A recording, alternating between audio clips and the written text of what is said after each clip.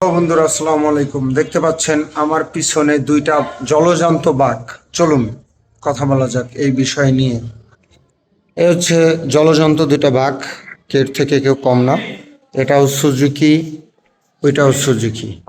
এটা হচ্ছে যদি ঢাকার মধ্যে আশেপাশে ঘুরি তাহলে এটা ইউজ করি, এবং এটা হচ্ছে লং ট্যুরের জন্য ইউজ করি।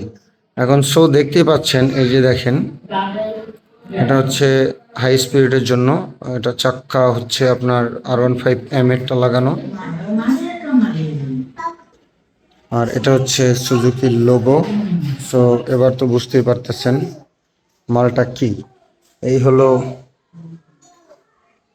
Non ABS, because non ABS নেই হচ্ছে।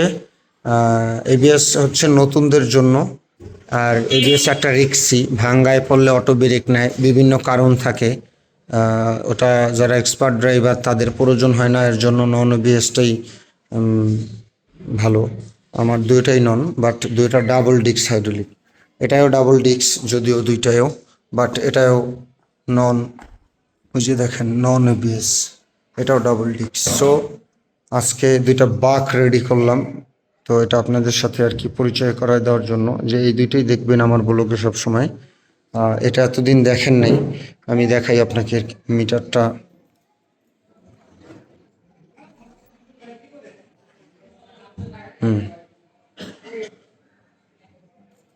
একটু কি ক্লিয়ার দেখা যাচ্ছে? যাই হোক, লালের জন্য দেখা যাচ্ছে না। সো এটা হচ্ছে দুইটা রয়্যাল স্টিক বাক। এই বাক দুইটা দিয়ে আমি ঢাকা এবং ব্লগ করি, এবং আপনাদেরকে ব্র্যান্ড অ্যাম্বাসিডারের যে কাজগুলো নিয়ে রিভিউ করা দরকার সেগুলো দিয়ে করি। এটা আমি আগে বললাম, এটা হচ্ছে পাওয়ারফুল সুজুকি, অনেক হাই রিক্সের একটা কার হাইওয়ের জন্য, বিকজ এটা অনেক স্পিড ওঠে।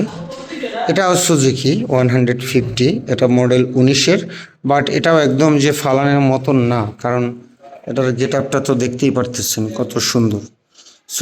এই দুইটা দিয়ে আমি বর্তমানে অ্যাম্বাসেডারের কাজ করতেছি। আমাদের সাথে আরও টিম মেম্বার দরকার, অনেক অনেক অনেক উপার্জন করা পসিবল এই ব্র্যান্ড অ্যাম্বাসেডারের কাজ নিয়ে। আপনি যদি চান, আপনার বাইক লাগবে না, আমি হেল্প করব আপনাদেরকে। আপনারা জাস্ট আমার গাইডলাইন অনুযায়ী যদি চলেন তাহলে পারবেন। ওকে, আমি গাড়ির কিছু বিশেষ গুণাবলী দেখাই।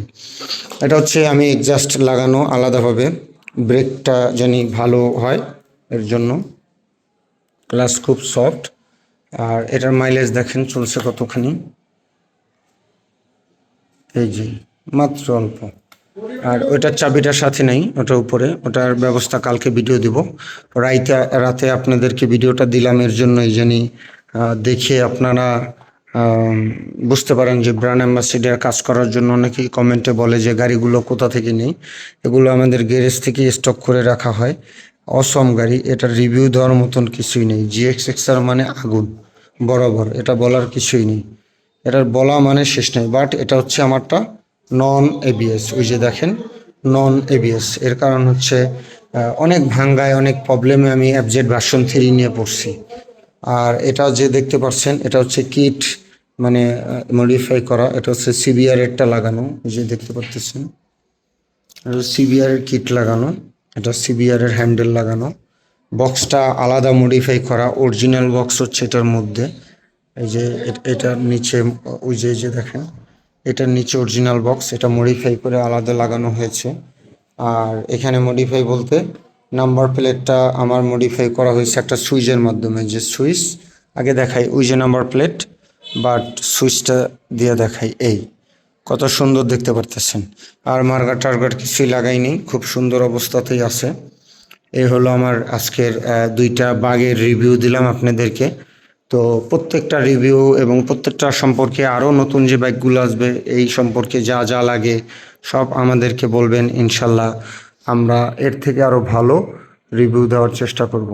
তো সবাই ভালো থাকেন, সুস্থ থাকেন, আসসালামু আলাইকুম। দেখা হবে যে কোনো একটা নিয়ে দুইটার। আল্লাহ হাফেজ, টাটা।